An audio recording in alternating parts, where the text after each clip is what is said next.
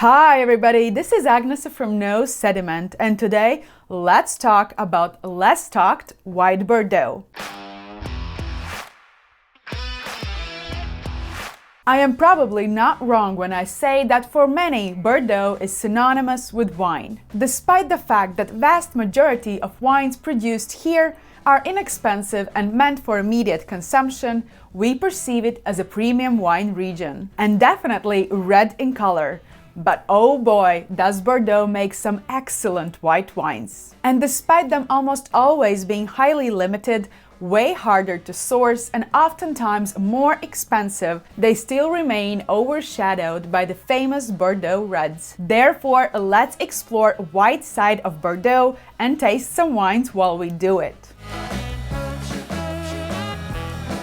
Now all you Sauvignon Blanc fans and lovers, pay attention to this.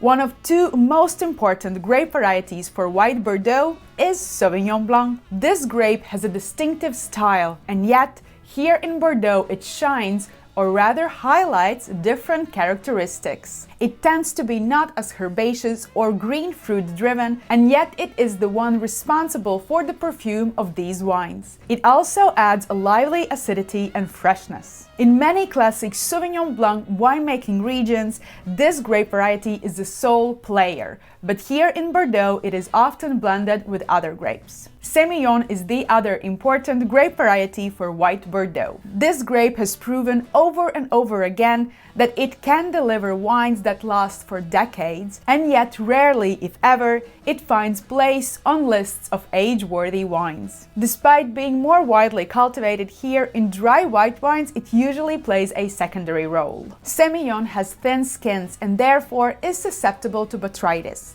which is crucial for the famous, lusciously sweet wines of Bordeaux, such as Sauternes and Barsac. However, its waxy texture, fuller body, and rounded, sweet stone and often tropical fruit flavors also play an important role in dry Bordeaux whites. Sauvignon Gris, a pink-skinned grape variety and actually a color mutation of Sauvignon Blanc, is another white grape variety of Bordeaux. It tends to show more floral characters and ripens earlier. But I have talked with several winemakers and they have noted that Sauvignon Gris struggles to retain acidity. And with increasing frequency of hot vintages, it might lose its ground. The last white grape variety I want to mention is Muscadel. It can be used to add perfume and vibrancy to the wines, even though it rarely contributes more than 10% of the final blend. Possibly due to its difficult to work with nature, some winemakers have replaced it with other grapes altogether. Just as with red wines of Bordeaux, which are blends of several grape varieties, the same applies for whites. They are also typically blends, most often of Sauvignon Blanc and Semillon, with other grapes playing minor role. However, it is important to note that monovarietal white wines here are more common than monovarietal reds. When talking about grape varieties, I mentioned that Sauvignon Blanc here in Bordeaux shows its characteristics differently, making it distinctively unique compared to examples from famous Loire appellations like Sancerre or Puy-Fumé. While certain viticulture practices might reduce that green, herbaceous tanginess, a quality often associated with Sauvignon Blanc, some of this could be also contributed by the winemaking itself. The best examples are often fermented in oak, followed by aging in oak barrels, therefore often showing notes of sweet spices and toast and adding layers of smokiness to the otherwise fresh fruit character. Furthermore, techniques such as lees aging and even lees stirring are explored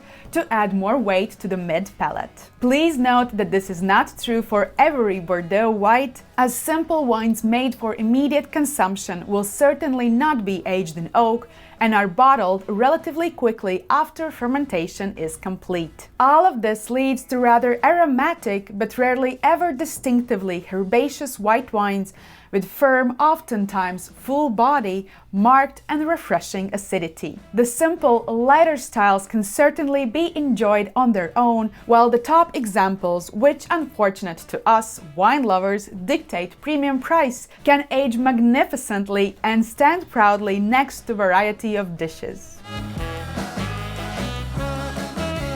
The funny and oftentimes quite confusing aspect of white Bordeaux is that it can fall under various appellations which not always have distinct hierarchy between them. The top examples usually come from Grapes and the more recent appellation of Pessac-Leognan, which despite producing mostly red wines is also well regarded for its white wines. In general, we might assume that catch-it-all appellation Bordeaux Blanc AOC represent those simple, early drinking white wines. While there is some truth to this, it is not always the case. For example, the famous Saint-Emilion is red wines only appellation, and if winemaker chooses to make a white wine, it would be bottled under the Bordeaux AOC label. Therefore, the style and quality of Bordeaux whites are more dependent on the producer rather than appellation. Entre deux Mets is another appellation in Bordeaux worth mentioning, as it is dedicated entirely to white wines. Here, Sauvignon Blanc currently dominates, and one can often find monovarietal wines. These are rarely aged in oak barrels and are typically made in a fresh and lively style for immediate consumption. But enough talking, let's finally do some tasting. I have gathered here 3 different white Bordeaux wines from different vintages and at different price categories.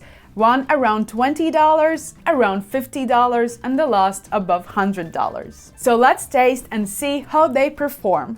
So the first is 2021 vintage G4 Chateau Guiraud, which is actually a sweet wine estate. Sauternes. This is the dry white wine they make. Yes, this wine has perfume on the nose, but it is not very distinctive or herbaceous in any way. And usually Chateau Guiraud will bottle Sauvignon Blanc and Semillon in very similar proportions, around 50-50. It is filled with white florals, acacia blossom, orange blossom, spring meadow.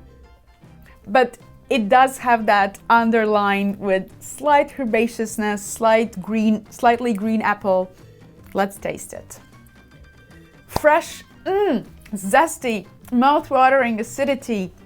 Wow, but of course, that alcohol is quite elevated and warming. Interestingly though, it has seen oak, second-year oak, and usually that oak is the one where sweet wines were aged before. So it could display some notes of honey as well. But this, actually no, it is very fresh, very zesty, lively, a lot of crunchy fruit character here. This is 2021 vintage, and I think this can age for another 5 years easily. Yeah, I would say that this is actually quite complex wine for a 20 euro wine. And I will give it 92 points. I think it was lovely and juicy and bright. Let's move to the wine number 2, which is 2018 vintage. Chateau Croix de Labrie, Stella Solare. Oh my God, guys, you cannot see like this color. Wow, wow, can you see this color? Is it a sweet wine? It smells like sweet wine. It is honeyed peaches, honeyed apricots. But there's also some spiciness to it. Freshly cut grass. Let's taste it. This is very unique. Oh my God, I just cannot believe this color. This wine, so dense, so rich, so opulent. And it is a liar. It is a liar. I mean, you smell on the nose all these honeyed, ultra ripe, white fruit flavors, you know, like dried peaches, stewed apricots, and then you taste it and it is bone dry on the palate. It has a bit of texture, which might come, you know, from the maybe Sauvignon Gris, which this actually wine has around 20% of Sauvignon Gris. Maybe it is also responsible a bit of that deep color. I don't know, maybe it matured rather quickly, but it is still very fresh on the palate.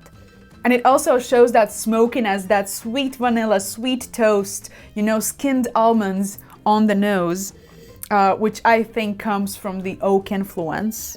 In the blind tasting, I would not put this wine in white Bordeaux, unfortunately. I don't know, maybe I would. Yeah, this is the premium priced wine, around $50, and it says Bordeaux Blanc because it's coming from Saint-Emilion, as I told you before. And I think the first one is also classified as Bordeaux Blanc. Okay, let's taste it again. I mean, on the palate, it has these sweet, ripe fruits, and at the first beginning, it almost tastes sweet, but then it just finishes completely dry, and it is dry. It is just packed with those luscious sweet fruit flavors. It has warming alcohol. You kind of feel it is elevated, which is quite typical for white Bordeaux wines, but it is beautifully integrated and really well balanced with that structure, you know, with that body, with those fruit.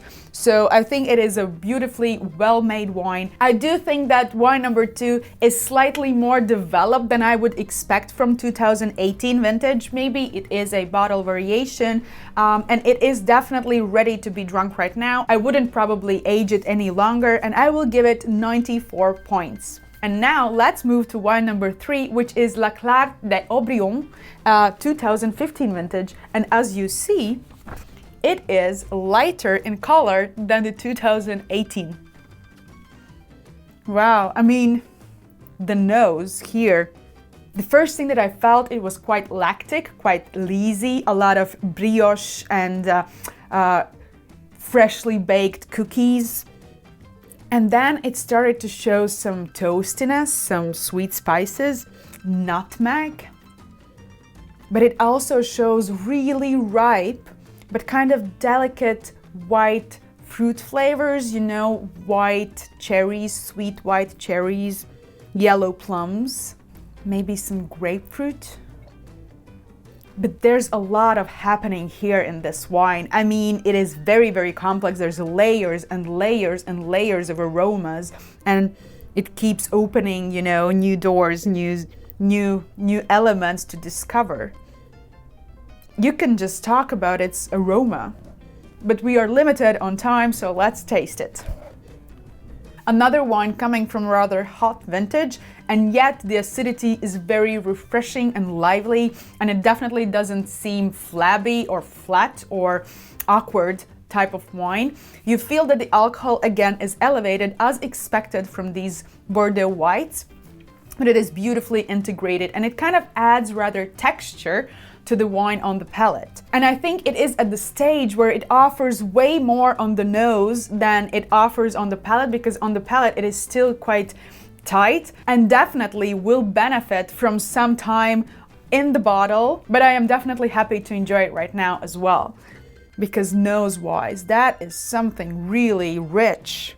And guys, I was talking about that in dry white Bordeaux's, usually Sauvignon Blanc dominates, but here this wine is around 70% of Semillon, and it shines. It is so beautiful. I think Semillon is one of the most underrated white grape varieties in our world, standing proudly next to another underrated white grape, which is Chenin. But this wine delivers, and it is just so beautiful, and it's so long, but it definitely doesn't seem overshadowed by that previous wine. You might think that, you know, that richness and concentration of the wine number 2 would make this seem a bit plain or shy, but not at all. It has a lot of power, a lot of structure, and it's just showing more and more flavors on the nose. Really beautiful. I like this wine. It has so much to offer here. You can feel that it has been aged on the lees, possibly even some lee steering has been here that I told you about before. And so it adds that kind of richness and texture on the mid palate, and I will give this wine 96 points. I think it is absolutely beautiful, stunning wine, and if you have it, feel free to open it on your special occasion or age for another 10 years. I have chosen here 3 really great examples. Please note that Bordeaux is really large winemaking region, and the quality actually fluctuates quite a lot, but knowing your producers, knowing your vintages, knowing your regions you can make a very smart choices, and I think white Bordeaux is where you can find amazing value for money in Bordeaux for sure. Thank you for watching, and make sure to watch my other video where I talked and tasted left bank versus right bank for red Bordeaux.